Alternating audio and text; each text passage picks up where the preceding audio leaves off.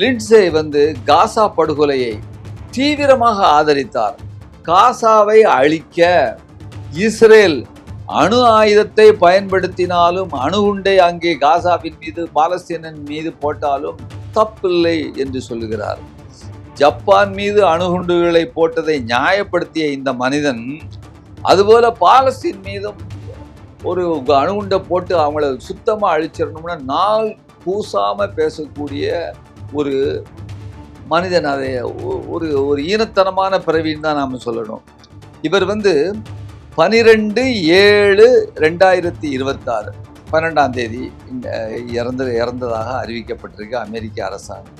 Saudi Arabia, Kuwait, Bahrain இந்த நாடுகள்லாம் இன்றைக்கு ஈரானுக்கு எதிராக இன்றைக்கு அவர்கள் கங்கணம் கட்டிக்கிட்டு அவர்களுடைய இடத்தை அமெரிக்காவுக்கு இன்றைக்கு அவர்கள் கொடுத்திருக்கிறார்கள் பயன்படுத்துவதற்கு. ட்ரம்ப்போடைய சொத்துக்கள் என்னென்ன சொத்துக்கள், எவ்வளவு பெரிய பெரிய பங்களாஸு, எவ்வளவு கோல்ஃப் கார்டன்ஸு, எவ்வளோ பெரிய அந்த முக்கியமான ஹோட்டல்ஸு அப்படிலாம் இருக்கக்கூடிய அந்த ஏற்கனவே மிகப்பெரிய ஒரு ரியல் எஸ்டேட்டு ஒரு பட்டியல் போட்டு அனௌன்ஸ் பண்ணியிருக்கிறாங்க. அந்த பட்டியல் அனௌன்ஸ் பண்ணி இந்த பட்டியலின் மீது, இந்த சொத்துக்களின் மீது ஈரான் தாக்கும் என்று அறிவித்திருக்கிறது. ஓ, அப்ப அந்த மிஸ்டர் அண்ட் மிஸ்ஸஸ் பெர்ஃபெக்ட் உண்மையிலேயே வர்த். நரம்பு தளர்ச்சியிலிருந்து விடுபட்டு உடம்பு ஒரு புது வீரியம் பெற மா நேச்சுரல்ஸோட மிஸ்டர் பெர்ஃபெக்ட்டை யூஸ் பண்ணுங்க.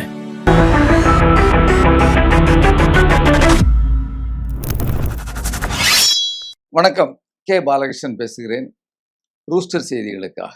இன்றைக்கு இன்டர்நேஷ்னல் லெவலில் சர்வதேச செய்திகளை பேசும்போது அதில் ஒரு மர்ம மரணம், அதை கண்களில் வர மாதிரி ஒரு மர்ம மரணம் நடந்திருக்கிறது. அதை பற்றி தான் முதல்ல பேசுவோம்.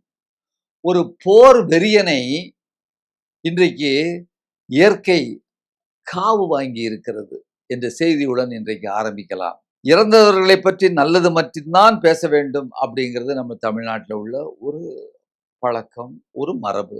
ஆனாலும் கூட மனித நாகரிகம் இப்படி இருந்தாலும் சில நேரங்களில் சில விதிவிலக்குகள் உண்டு. அப்படிப்பட்ட ஒரு விதிவிலக்கு தான் இப்பொழுது நாம் பேச போகிற செய்தி. லிண்ட்சே கிரஹாம் அப்படின்னு சொல்லக்கூடிய ஒரு அமெரிக்க செனட் சபை உறுப்பினர். இவர் 12/7/2026 12ஆம் தேதி இறந்ததாக அறிவிக்கப்பட்டிருக்கு அமெரிக்க அரசாங்கம். இவருடைய மரணம் குறித்து இன்றைக்கு உலகெங்கும் தீவிரமான 2 விதமான கருத்துகள் கொண்டிருக்கின்றன. டொனால்டு ட்ரம்ப், ஜெலன்ஸ்கி மற்றும் நேட்டோ தலைவர்கள் இவரை பாராட்டுகிறார்கள். இவர்கள் மிகப்பெரிய ஒரு உத்தமர் என்று சொல்லுகிறார்கள். ஒரு நல்ல நண்பனை இஸ்ரேல் இழந்து விட்டது என்று நெத்தன்யாவுக்கு புலம்புகிறார். 4 முறை செனட் உறுப்பினராக இருந்த இவர் 5வது முறை இந்த வரக்கூடிய நவம்பர்ல குடியரசு வேட்பாளராக போட்டியிடுவதற்கு தயாராகி வந்த ஒரு நிலைமையில திடீரென்று அவருக்கு மரணம் ஏற்பட்டது. மரணம் என்பது மனிதர்களுக்கு ஏற்படுத்துவது சாதாரணமான செய்திதான். ஆனாலும் கூட இந்த மரணம் அதை பற்றி தான் பார்க்கும். அவர் அவர் அவர் எப்படிப்பட்டவருங்கிறத அதுக்கு முன்னால நம்ம பார்த்தாகணும். லிண்ட்சே காசா படுகொலையை தீவிரமாக ஆதரித்தார். காசாவை அழிக்க இஸ்ரேல் அணு ஆயுதத்தை பயன்படுத்தினாலும், அணுகுண்டை அங்கே காசாவின் மீது, பாலஸ்தீனின் மீது போட்டாலும் தப்பில்லை என்று சொல்லுகிறார். ஜப்பான் மீது அணுகுண்டுகளை போட்டதை நியாயப்படுத்திய இந்த மனிதன் அதுபோல பாலஸ்தீன் மீதும் ஒரு அணுகுண்டை போட்டு அவங்கள சுத்தமாக அழிச்சிடணும்னா நாள் கூசாம பேசக்கூடிய ஒரு மனிதன். அதை ஒரு ஒரு ஈனத்தனமான பிறவின்னு தான் நாம் சொல்லணும். 2026 இந்த போர் தொடங்கிய பொழுது ஈரானுடைய அனைத்து எண்ணெய் கிணறுகளையும் அழிக்க வேண்டும் என்று இந்த மனிதன் ட்ரம்ப்புக்கு ஆலோசனை சொன்னார். ஆனாலும் ட்ரம்ப் அதை கேட்கலங்கிறது வேற விஷயம். அவருக்கு வேற பிளான் இருக்கலாம். அமெரிக்காவினுடைய ஈராக் படையெடுப்பையும், சதாம் ஹுசைன் அங்கே தூக்கிலிடப்பட்டதையும், லிபியாவில் கடாஃபி கொல்லப்பட்டதையும் இந்த ஆள் ஆதரித்தார். சமீபத்தில் வெனிசுலாவுக்குள்ள அமெரிக்க படைகள் பூந்தது இல்லையா, திடீர்னு ராவா பூந்தது பார்த்தீங்களா, அதை ஆதரித்தார். அதேபோல கியூபாவை அழிக்க வேண்டும் என்று சொல்லிக்கிட்டு இருக்கக்கூடிய இந்த மனிதர் தொடர்ந்து சொல்லிட்டு இருக்கிறாரு.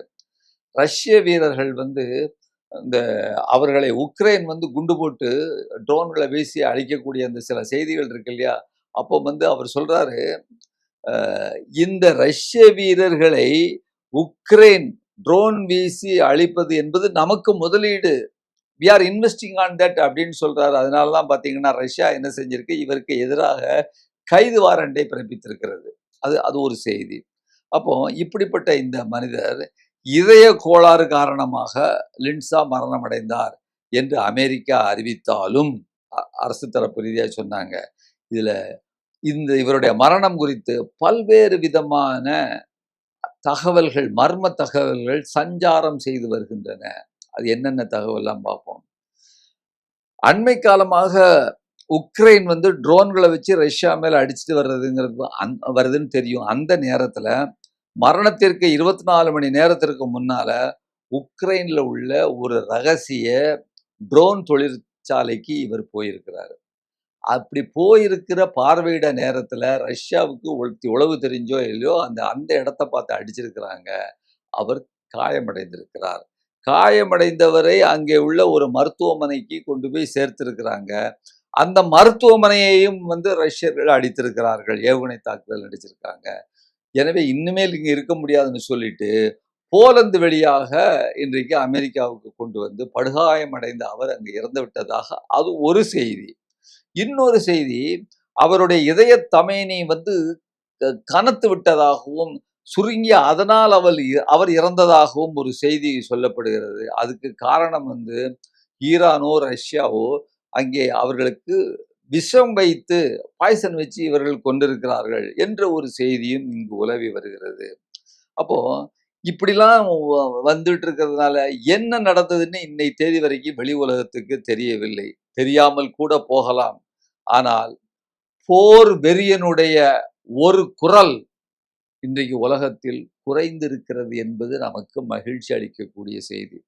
நாம் ஏற்கனவே திரும்ப திரும்ப கூறி வருவது போல ஏகாதிபத்தியம் முழுவதும் இன்னைக்கு ஒளிந்தால்தான் உலகில் இருந்து போர் மறையும் என்ற வகையிலே இந்த மனிதனுடைய அந்த மரணம் என்பது உலக சமாதானத்திற்கு ஒரு படி மகிழ்ச்சியான வரவேற்கக்கூடிய செய்தியாகும். அமெரிக்க இராணுவத்திற்கு சரக்குகளை இறக்கி கொண்டிருந்த குவைத்துடைய இராணுவ கப்பல் தாக்கி அழிக்கப்படக்கூடிய காட்சியை நீங்கள் பார்க்கலாம். குவைத், இன்றைக்கு சவுதி அரேபியா, குவைத்து, பஹ்ரைன் இந்த நாடுகள்லாம் வந்து இன்றைக்கு ஈரானுக்கு எதிராக இன்றைக்கு அவர்கள் கங்கணம் கட்டிக்கிட்டு அவர்களுடைய இடத்தை அமெரிக்காவுக்கு இன்றைக்கு அவர்கள் கொடுத்திருக்கிறார்கள் பயன்படுத்துவதற்கு அப்படிங்கிற செய்தி. அடுத்தது, பஹ்ரைனில் உள்ள அமெரிக்க ஆயுத தளவாடங்களை சேமிப்பு வைத்திருக்கக்கூடிய பெரிய ஸ்டோர் வேர் ஹவுஸ் மாதிரி அந்த இடத்தை வந்து ஈரானிய ஏவனைகள் வீசி தாக்கியிருக்கிறாங்க. அப்போ ஒரு ராக்கெட்ஸும் பீரங்கி குண்டுகளும் வைத்திருக்கக்கூடிய அந்த வேர் ஹவுஸை தாக்குறாங்கன்னா எந்த அளவுக்கு தீப்பிடிச்சு எரியுங்கிறத நீங்களே பாருங்க. அந்த காட்சியை உங்களுக்கு போட்டு காமிக்கிறோம். இன்னொரு செய்தி, இதெல்லாம் ஒரு எதிர்மறையாக இந்த லிண்டான் செக் நம்ம சொல்றது அந்த மனிதன் இருக்காப்லையே, அவர் பேர் வந்து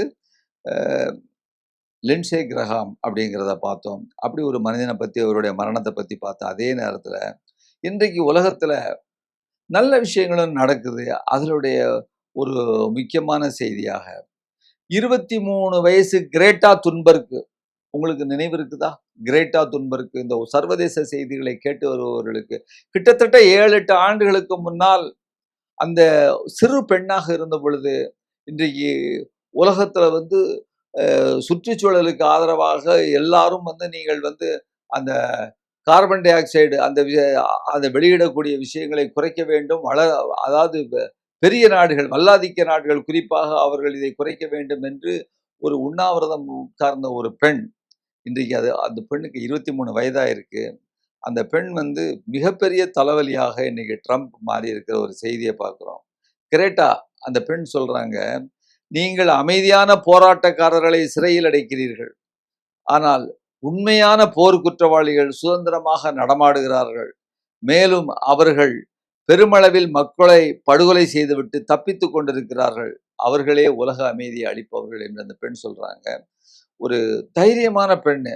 சமீபத்தில் அவங்கள பத்தி ஒரு நிகழ்ச்சி, இஸ்ரேலுக்கு அந்த பாலஸ்தீன மக்களை காசாவில் கொன்று குவிப்பதற்கு எதிராக நிறைய சர்வதேச அளவில் உள்ள அந்த தோணிகள்லாம் போகும் பொழுது ஒரு தோணியில் இந்த பெண் பிள்ளையும் போனது என்கின்றது. ஒரு அந்த வகையிலே ஒரு உலக அமைதிக்காக, போருக்கு எதிரான ஒரு அந்த செயல்பாட்டிற்காக, சுற்றுச்சூழலுக்காக செயல்படக்கூடிய ஒரு சிறு பெண். இவரை வாழ்த்துவோம். இன்னொரு செய்தி பாருங்க, இத்தாலியில ஜெனவோ நகர்ல ஒரு பாலம் இடிஞ்சு விழுந்துட்டு. இந்த செய்தியை நான் ஏன் இங்க சொல்றேன்னா, பாலம் இடிஞ்சு விழுறதுலாம் சாதாரணமான செய்தி. ஆனா ஒரு ஒப்புமைக்காக நான் கொண்டு வருகிறேன்.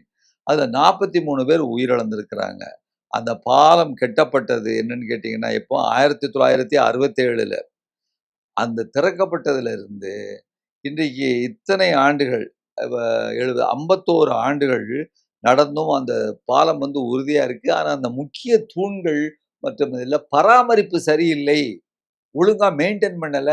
அதற்காக ஒப்படைக்கப்பட்ட அந்த நிறுவனம் அவர்கள் அதை சரியா செய்யவில்லை. அதுக்கு பேர் ஆட்டோ ஸ்ட்ரேடு அப்படிங்கிற ஒரு மோட்டார் சாலை நிறுவனம். அதனுடைய முன்னாள் தலைமை அதிகாரி உள்பட 32 பேருக்கு இத்தாலி நீதிமன்றம் சிறை தண்டனை விதித்துள்ளது. மெயின்டைன் பண்ணல, ஏன் மெயின்டைன் பண்ணலன்னு சொல்லிட்டு சிறை தண்டனை. இதை நான் உங்களுக்கு சொல்லுவதற்கு காரணம், கேட்டு ஒரு வாரம் ஆகலைங்க, எத்தனை பாலங்கள், எத்தனை நதிக்கு குறுக்காக செல்லக்கூடிய பாலங்கள், மேம்பாலங்கள் இடிந்து விழுந்து எவ்வளவு மக்கள் உயிரிழக்கிறார்கள் என்ற செய்தி பீகாரில் நடக்குது, பாட்னாவில் நடக்குது. நம்ம தமிழ்நாட்டில் கூட கடந்த ஆட்சியிலும் சரி, அதற்கு முந்தின ஆட்சியிலும் சரி, அந்த அளவிற்கு பாலங்கள் 30 நாள் 40 நாள்களை இடிந்து விழக்கூடிய செய்திகளை பார்க்கிறோம். இவர்கள் இதற்கு பொறுப்பானவர்கள், அந்த ஒப்பந்தக்காரர்கள் தண்டிக்கப்பட வேண்டும். அந்த ஒப்பந்தக்காரர்கள் மட்டுமல்ல, இதற்கு பின்னணியில் உள்ள கான்ட்ராக்டர்காரன்ட்ட கேட்டா என்ன சொல்லுவான், பணத்தை பூரா பாதி பணம் 70% இந்த அரசியல்வாதிக்கு கொடுத்து விட்டு 30% நான் எப்படி கட்ட முடியும்? மணல், சிமெண்ட்டுக்கு பதிலாக மணலை வச்சு தானே கட்ட முடியுமா? அதற்கு காரணமான அவனை ஜெயிலில் தூக்கிப்பட்டு அது பின்னால் உள்ள என்ஜினியர்ஸ், அவங்க அந்த அரசியல்வாதிகள் எல்லோரையுமே நாம் சிறைக்கு அனுப்ப வேண்டும் என்பதற்காகத்தான் இந்த செய்தியை உங்கள் முன்னால் நான் வைக்கிறேன் தோழர்களே. இன்னொரு செய்தி, இந்த சர்வதேச செய்தி, அது ஒன்று நான் சொல்லணும். ஈரானிய ராணுவம் ஒரு பட்டியலை வெளியிட்டிருக்கு திடீர்னு சொல்லிட்டு. என்ன பட்டியல் தெரியுமா? ட்ரம்ப்போடைய சொத்துக்கள், என்னென்ன சொத்துக்கள், எவ்வளவு பெரிய பெரிய பங்களாஸு, எவ்வளவு கோல்ஃப் கார்டன்ஸு, எவ்வளோ பெரிய அந்த முக்கியமான ஹோட்டல்ஸு அப்படிலாம் இருக்கக்கூடிய அந்த ஏற்கனவே மிகப்பெரிய ஒரு ரியல் எஸ்டேட்டு ட்ரம்ப்பு. அவருடைய சொத்துக்களை பூராம் சவுதி அரேபியாவில் எவ்வளவு இருக்குது, குவைத்தில் எவ்வளவு இருக்குது அப்படின்னு சொல்லிட்டு ஒரு பட்டியல் போட்டு அனௌன்ஸ் பண்ணியிருக்கிறாங்க. அந்த பட்டியல் அனௌன்ஸ் பண்ணி இந்த பட்டியலின் மீது, இந்த சொத்துக்களின் மீது ஈரான் தாக்கும் என்று அறிவித்திருக்கிறது என்ற செய்தியுடன் இன்றைய செய்தியை முடித்துக் கொள்வோம். நன்றி, வணக்கம். ஓ, அப்ப அந்த மிஸ்டர் அண்ட் மிஸ்ஸஸ் பெர்ஃபெக்ட் உண்மையிலேயே வர்த்.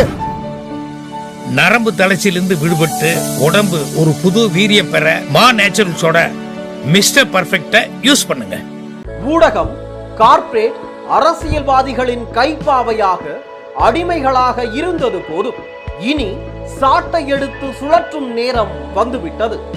ஊடகம் பொதுமக்களாகிய உங்களுக்காக, உங்களாலேயே இயக்கப்பட வேண்டும்.